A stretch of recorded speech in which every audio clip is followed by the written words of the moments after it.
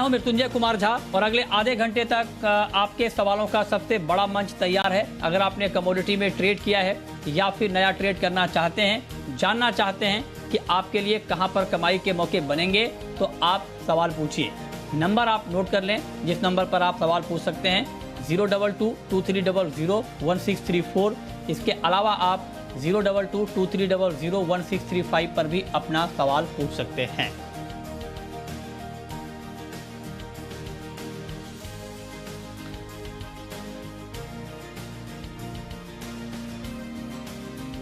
चलिए, और सबसे पहले बात करेंगे तेल और तिलहन वायदा की, जहां पर जोरदार तेजी के बाद, लंबी और बड़ी तेजी के बाद आज प्रॉफिट बुकिंग आई है। सोयाबीन का वायदा 7300 के नीचे फिसल गया है, करीब 5% गिरा है। सरसों 3% नीचे, सोया तेल भी 2.5% लुढ़का है। तो एक मुनाफा वसूली का दौर आज देखने को मिला है। मार्केट में ज़बरदस्त गिरावट आई है एक दिन में आज। हालांकि पिछले कई दिनों से दाम लगातार बढ़ रहे थे, और जब दाम तिलहन के बढ़ रहे थे तो इसको लेकर लगातार सवाल भी खड़े हो रहे हैं। एक तरफ कुछ लोग कह रहे हैं कि ये तेज़ी गलत है और सेबी को चिट्ठी लिखी गई है कि एक्शन लिया जाए, सोपा की तरफ से, सी की तरफ से। लेकिन दूसरी तरफ शेतकारी संगठन का मानना है कि किसी भी तरह का एक्शन अभी नहीं लेना चाहिए, इससे किसानों का सेंटीमेंट खराब होगा, कमज़ोर होगा। इस पर बात करने के लिए हमारे साथ शेतकारी संगठन महाराष्ट्र के अध्यक्ष अनिल घनावत हैं और साथ ही SEA के ED बीवी मेहता हैं। आप दोनों का बहुत स्वागत है। मेरा सबसे पहला सवाल अनिल घनावत जी आपसे होगा। आपने भी चिट्ठी लिखी है और आपने कहा है कि किसी भी तरह का एक्शन फ्यूचर मार्केट में सोयाबीन के ऊपर अभी नहीं लिया जाना चाहिए, लेकिन दूसरी तरफ ये बात कही जा रही है कि ये जो दाम बढ़े हैं, ये जो तेजी है, ये अनजस्टिफाइड है, इतनी तेजी आनी नहीं चाहिए थी। क्या रिएक्शन होगा आपका? अभी कमोडिटी मार्केट तो डिमांड और सप्लाई पे चलता है, तो ये लाजमी है कि इस साल हमारा प्रोडक्शन कम है। जो एस्टिमेट था कि 110 से 125 लाख टन का प्रोडक्शन होगा, वो 85-90 लाख टन तक आ गया है। तो दाम बढ़ने ही वाले थे। और दूसरी बात यह है कि इंटरनेशनल मार्केट में भी तेजी है, और वहां से जो हम इंपोर्ट कर रहे थे वो भी नहीं आ रहा है। तो ये दाम बढ़ने ही वाले थे। इसमें कुछ स्पेकुलेटर्स का थोड़ा बहुत रोल होगा, पता नहीं, लेकिन ये दाम तो नेचुरली बढ़े हैं। ये शॉर्टेज की वजह से बढ़ने ही चाहिए थे। दूसरी बात यह है कि आप अगर बैन कर देते हैं इसको, तो एक पूरा बास्केट हो चुका है अभी सोयाबीन का। उसमें सोयाबीन सीड है, सोयाबीन ऑयल है, अभी एक मील भी आया है उसमें, और भारत हाइप्रो मील अभी बेचता है, एक्सपोर्ट कर रहे हैं हम, उसको अच्छी डिमांड है। तो ये मार्केट टैप करने के बजाय हम अगर उसको बैन कर देते हैं, तो ये जो मार्केट पोटेंशियल क्रिएट हो रहा है भारत के लिए, वो हम खराब कर रहे हैं। जिससे प्याज के बारे में हुआ है, हम लगातार उसको बैन लगा के, एक्सपोर्ट बैन करके, स्टॉक लिमिट लगा के पूरा उसका मार्केट बर्बाद कर दिया है। हमारा शेयर इंटरनेशनल मार्केट में प्याज का 80% तक का था, वो गिर के अभी 40% के नीचे आ गया है।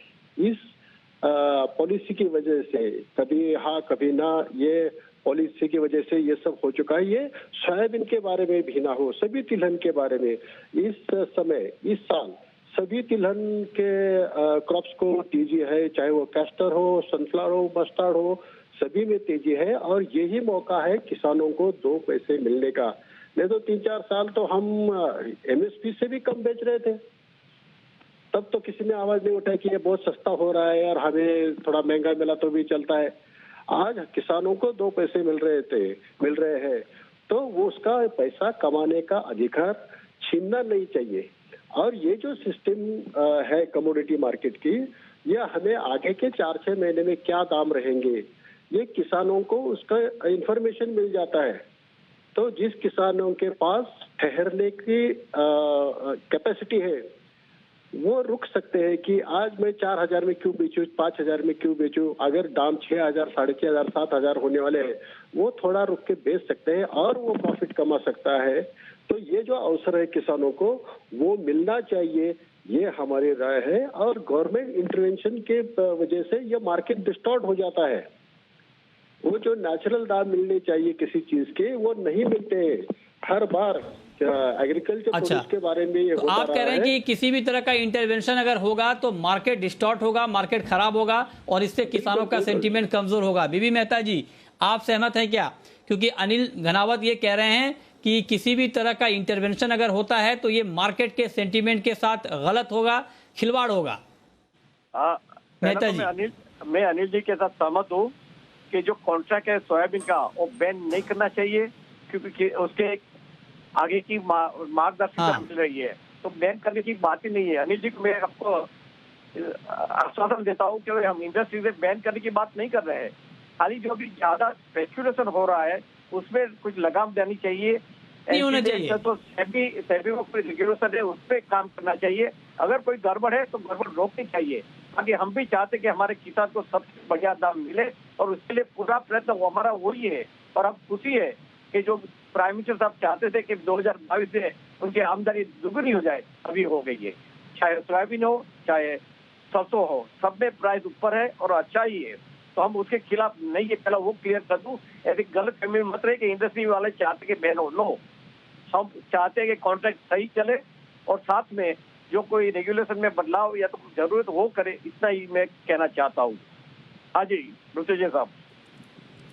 नहीं सर मेहता जी, अभी आपने जो लेटर में लिखा है और जो अभी आप बोल रहे हैं उसके कंटेंट में थोड़ा फर्क है सर। मैं अभी लेटर आपका खोल के देख रहा हूँ और उसमें आपने साफ साफ ये लिखा है कि सेबी, हाँ मैं वही बता रहा हूँ सर, लेटर आपका सामने है मेरे, और उस लेटर में आपने लिखा है सेबी को कि इसमें स्पेकुलेशन हो रहा है सोयाबीन में और इसमें तुरंत इंटरवेंशन किया जाए, ये गलत हो रहा है, फंडामेंटल के अकॉर्डिंग नहीं है। ये सारी बातें आपने कही हैं, और अभी अनिल घनावत कह रहे हैं कि ये तेजी बिल्कुल जस्टिफाइड है। वायदा की बात छोड़ देते हैं हम, वायदा बंद करने की बात अगर अलग भी रख दें तो अनिल घनावत ये कह रहे हैं कि ये तेजी जस्टिफाइड है। आप मानते हैं कि ये तेजी जस्टिफाइड है? जैसा फिर से आप लिखिए, हमने क्या लिखा है, अगर कोई गड़बड़ी है तो सेबी एक्शन ले, वो बताए। अगर कोई गड़बड़ी आपको मालूम पड़े, तो स्पेकुलेटर है तो आप एक्शन लीजिए, ऐसा बनाए। इफ एंड बट वाली बात है, हमने ऐसा नहीं बोला कि एक्शन ले लीजिए, आप तपास कीजिए, कोई गड़बड़ हो रही है तो आप एक्शन लीजिए, वो हमने बताया था।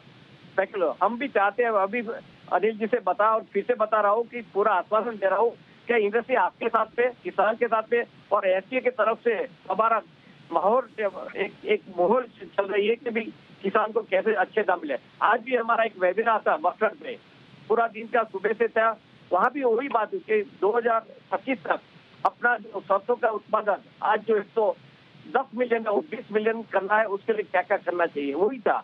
तो उसमें एक चीज चाहता कि भी किसान को सही दाम मिले तो ही एक्सपर्शन होगा, और उससे पूरा और शिफ्टिंग भी होगा। जो आज ज्यादा मस्टर्ड कम है और मेहता जी, नहीं मेहता जी, मुझे ये लग रहा है Mehta ji, with due respect sir, with due respect, मुझे लग रहा है कि आप अपना स्टांस चेंज कर रहे हैं।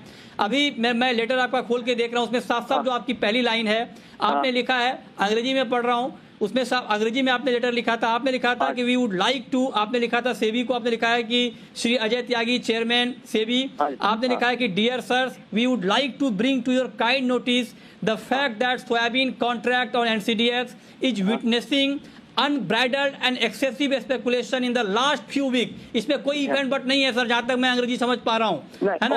आपने लिखा है कि an excessive speculation in the last few weeks and prices of soybean, एक minute sir, and prices of soybean have reached 7250 per quintal which was just 5750 पर क्विंटल ए मंथ एगो।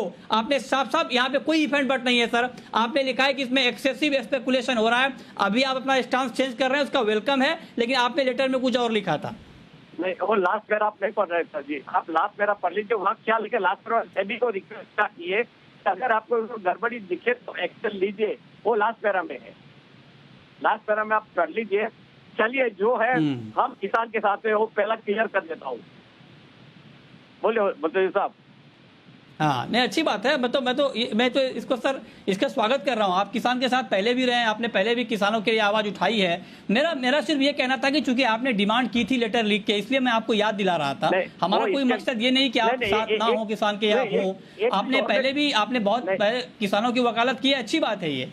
एक चीज और मैं क्लियर कर देता हूँ रुचि साहब जी। मैं जो लेटर लिखा 15 दिन पहले के 10 दिन पहले, तब ये हालत ऐसी थी कि भाई इंडस्ट्री कम से कम प्रोसेसिंग में 4 से 5 हजार रुपये घाटा कर रही थी पर ton of processing. High price में सीड लॉस हो रहा था, और उसकी वजह से प्रोसेसिंग कम हो रहा था। प्रोसेसिंग कम होने से सोयाबीन मिल का उत्पादन कम हो रहा था, उसकी तकलीफ हो रही थी। ये पोल्ट्री वाले को, तो पोल्ट्री वाले को तो अपना मुर्गा जिंदा रखना था, इसके लिए कोई भी कीमत पे वो ले रहे थे, तो वो एक तरह सॉल्वेंट इंडस्ट्री भी अफेक्टेड थी और पोल्ट्री इंडस्ट्री भी अफेक्टेड थी। एक सडन स्पाइक हुई उसके वजह से था। और लिखने का मतलब वही था कि आप कंट्रोल कीजिए प्राइस। ओके कंट्रोल कीजिए, ठीक। वही बात तो मैं कह रहा हूं सर, वही बात तो कह रहा हूं। आपने लेटर के कंटेंट को टोन डाउन कर दिया, इसलिए मैंने आपसे पूछा। अब अनिल घनावत जी, मैं आपसे पूछना चाहता हूं, आपने कहा कि कोई सट्टेबाजी नहीं हो रही है। मैंने देश में जितने बड़े एक्सपर्ट हैं तिलहन के, उनसे बात की, और देश के ही नहीं, जो विदेशों के बड़े एक्सपर्ट हैं जिनका यहाँ के मार्केट से बहुत ज्यादा लेना देना नहीं है लेकिन ऑयल मार्केट को समझते हैं, उनका भी मानना था कि ये तेजी ठीक नहीं है, जो फंडामेंटल है और उसके अकॉर्डिंग जो प्राइस गया है वो ठीक नहीं है, इतना ज्यादा ऊपर भाव नहीं जाना चाहिए था। और अभी अगर सोयाबीन के दाम 8,000 7,500 तक भाव जा भी रहे हैं तो ये पैसा किसानों को नहीं मिल रहा है। किसानों ने अपना जो सोयाबीन है वो 5,000 के भाव के आसपास बेच दिया है, इसका फायदा कोई और ले रहा है। इस पर आप क्या कहेंगे अनिल जी? ये तो डिफेक्ट है कमोडिटी मार्केट सिस्टम का। इसको तो कमोडिटी मार्केट ही ठीक कर सकता है। अगर किसी ने ज्यादा उसमें स्पेकुलेशन किया है तो उसको फिजिकल डिलीवरी करने की नौबत ला दो, ठीक हो जाएगा। तो ये किसानों का ये नया एंगल था। हम तो बस ये चाहते हैं कि कोई अगर खरीदार 7,000 रुपए की अगर टारगेट आगे देख रहा है तो किसानों से 6,000 में खरीदी करेगा। ये इसको अगर बैन कर देता है तो हमें 3,880 में लाइन लगा के गवर्नमेंट के प्रोक्योरमेंट सेंटर के सामने बैलगाड़ी लेके खड़ा रहना पड़ेगा। तो हमारा स्वार्थ यह है कि अगर ये जारी रहा, बैन तो की बात नहीं अनिल जी। हाँ बोलिए। नहीं अनिल जी, बैन की बात अगर छोड़ भी दें, चलिए बैन के पक्ष में कोई भी नहीं है, ना सी पक्ष में है, ना मैं पक्ष में हूं, ना आप पक्ष में हैं। बैन की बात को साइड रखते हैं सर। आपको लगता है कि जब दाम इतने बहुत तेजी से बढ़ते हैं तो इसके ऊपर कुछ जांच होनी चाहिए, कुछ क्रॉस चेक होना चाहिए, या उस पर भी आपकी आपत्ति है कि कोई इंटरवेंशन नहीं होना चाहिए रेगुलेटर की तरफ से? आपत्ति नहीं है। अगर कुछ गलत हो रहा है तो गलत ही है वो, और उसकी जांच होनी चाहिए और वो करेक्ट होना चाहिए, क्योंकि कोई भी गलत चीज अच्छे रिजल्ट नहीं ला सकती। यस, उसके रिजल्ट्स गलत ही आएंगे, वो करेक्ट होने ही चाहिए। लेकिन हमारी कमोडिटी मार्केट की हिस्ट्री ये कहती है कि जब जब ऐसी सिचुएशन आई तो कमोडिटीज बैन की गई है। ये हर एक चीज में, अरहर के बारे में हुआ है, चने के बारे में हुआ है, शुगर के बारे में है, हर एक कमोडिटी के बारे में ये होता आ रहा है और यही होगा। वो करेक्शन बाजू रहेगा और बैन लगाया जाएगा। तो वो ये होना नहीं चाहिए। हम ये चाहते हैं क्योंकि जो अच्छी पार्टी थी इसमें काम, आईटीसी जैसे लोग हैं, ठीक है जी जी ओके। नहीं ठीक है, आपने अच्छी बात बताई। मतलब ये कि आप भी पक्ष में नहीं है, वायदा बंद हो। जी जी बोले सर। Yes yes please. कि इंडिया अभी ऑयल सीड्स के बारे में डेफिसिट है, कंट्री डेफिसिट है। हम इंपोर्ट करते हैं। अगर किसानों को अच्छे दाम मिलते हैं तो अगले साल सोइंग बढ़ेगा, प्रोडक्शन बढ़ेगा। तो हम जो फॉरेन करेंसी वहाँ जाया कर रहे हैं इंपोर्ट में, वो बचेगी और हम खुद आत्मनिर्भर हो जाएंगे इसमें, अगर अच्छे दाम मिले तो। और फिर इससे कम होगा तो कोई भी आगे नहीं लगाएगा। Thank you. ओके ठीक है, ये महत्वपूर्ण सुझाव हैं आप लोगों की तरफ से, आपने भी सुझाव दिए हैं और डॉक्टर बीबी मेहता भी यही कह रहे हैं कि वायदा पर रोक नहीं लगनी चाहिए और वायदा पर रोक लगनी भी नहीं चाहिए। ये कोई सॉल्यूशन भी नहीं है। हाँ, अगर कहीं कुछ गड़बड़ी हो रही है तो उसके ऊपर जरूर ध्यान दिया जाना चाहिए, एक्शन होना चाहिए। बहुत शुक्रिया डॉक्टर बीबी मेहता आपका और अनिल घनावत जी आपका हमारे साथ इस खास चर्चा में जुड़ने के लिए। फटाफट गोल्ड और सिल्वर की बात कर लेते हैं कि सोने चांदी में आज शाम के मार्केट में क्या होगा और बाजार जिस तरह से यहाँ पर एक्शन में आया है और खास करके मार्केट में जो हलचल हमने देखी है, जो कल गिरावट थी, आज भी मार्केट एक तरह से आप कह सकते हैं कि यहाँ पर एक दबाव में ट्रेड किया है। हमारे साथ अजय केडिया हैं और प्रथमेश माल्या हैं। अजय जी बताएं, गोल्ड सिल्वर में आज शाम को क्या होगा? गुड इवनिंग मिथुन जी। डेफिनेटली कल का सेशन थोड़ा प्रॉफिट बुकिंग ऐसा लग रहा था, वैसा ही हुआ, बट आज हमें लगता है कि काउंटर काफ़ी स्ट्रांग है। हमने अच्छी खासी रिकवरी बनते हुए देखी है। मुझे लगता है करंट मार्केट से भी अगर गोल्ड को लिया जाए तो आज के सेशन में 48 रिवाइज टारगेट जो रहेगा 48,200 का रहेगा। इंटरनेशनल में हमने देखा कोरोना की वजह से और डॉलर में वापस एक गिरावट बढ़ना चालू हो चुकी है, जो कहीं ना कहीं गोल्ड को सपोर्ट करेगा। तो बिल्कुल आज के लिए लेके चलिए, 48,200 का रिवाइज टारगेट रहेगा। ओके प्रथमेश जी, चांदी पर आपका view sir? I think gold silver दोनों पॉजिटिव मोमेंटम की तरफ ही है। अगर चांदी में स्पेसिफिकली बात करें, मेरे ख्याल से 70,300 तक की पॉसिबिलिटी दिखाई दे रही है शाम के सेशन में। तो अगर आज के लिए ट्रेड करना है तो मेरे ख्याल से 70,300 के टारगेट को ध्यान में रख के बाई करके चलना चाहिए। ओके, चलिए अब शुरू करते हैं सवाल जवाब। पहला सवाल है अनुराग जैन का, एमपी से हैं हमारे साथ। पूछिए अनुराग जी। नमस्ते सर। सर ये चना सोयाबीन सर जो ये मार्केट डाउन हुआ है सर, ये नीचे में कितना डाउन होगा, और ये सोयाबीन के जो 8,000 के टारगेट आए थे, ये टारगेट आएंगे कि नहीं आएंगे? बताइए अजय जी, ये आज का करेक्शन अभी और बढ़ेगा क्या अगले हफ्ते? देखिए, मार्केट में जो एंजाइटी बनी हुई है, बाय साइड बनी हुई है, लॉकडाउन जैसा सिचुएशन है, उसकी वजह से हमने देखा, क्योंकि कोई भी पोजीशन 2 दिन छुट्टी तो कैरी नहीं करना चाहता। दैट डजंट मीन के फंडामेंटल पूरे ही चेंज हो गए ओवरनाइट। तो आई थिंक अगर चने की बात करें तो चने में नो डाउट आज इंटरडे के हिसाब से जो गिरावट है, हो सकता है 50-60 पॉइंट की और गिरावट बढ़ जाए।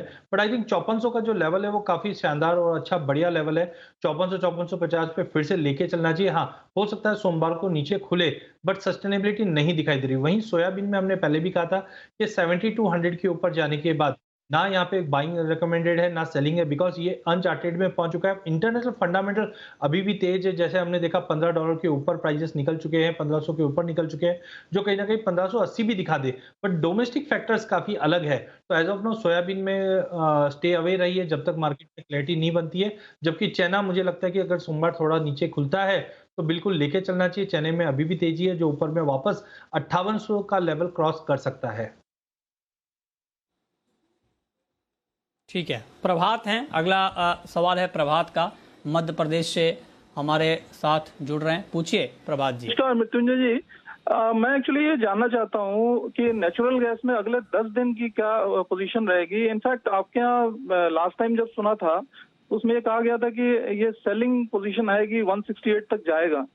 अब इस पे अमेरिका का गर्मी मौसम का बहुत प्रभाव रहता है, तो वो एक्चुअली अभी बाइंग कहाँ से करनी चाहिए, क्योंकि ये बहुत ज्यादा ऊपर चला गया है, तो उसमें जानना चाहता हूँ। ठीक बात है।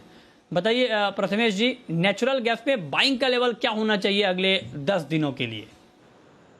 आई थिंक नेचुरल गैस 220 तक की पॉसिबिलिटी दिखाई दे रही है, बट येस ये काउंटर में काफ़ी वॉलेटिलिटी रहती है। और आज वीकेंड सेशन है, तो मेरे ख्याल से जितना मूवमेंट नेचुरल गैस में हो गया है वो आज के लिए इसको छूना नहीं चाहिए। बट येस नेक्स्ट वीक में अगर पोजीशंस लेना है तो पॉसिबिलिटी अराउंड 200 के आसपास इसको एक्यूमुलेट कर सकते हो। आपका स्टॉप लॉस रहेगा 195 का, आपके ऊपर में टारगेट्स रहेंगे 220 के। ठीक है, ये रहा है नेचुरल गैस पर। इस वक्त नेचुरल गैस का भाव 206 रुपए के नीचे है, 0.5% के आसपास की गिरावट इस वक्त दिख रही है। मेटल में अजय जी, आज के लिए आपकी टॉपिक क्या होगी शाम के कारोबार के लिए? मुझे लगता है बेस मेटल में भी हमने 2-3 दिन कंसोलिडेशन और थोड़ा पुल बैक देखा था। कॉपर मुझे काफी अच्छा लग रहा है, करंट मार्केट से भी 730-32 के ऊपर निकल चुका है। प्राइजेस में अभी भी लेके चल सकते हैं। जो 735 इमीडिएट टारगेट, इसके ऊपर 738 तक का भी लेवल दिखा सकता है, तो कॉपर लेके चलना चाहिए। ठीक है, और अब वक्त है रैपिड फायर राउंड का।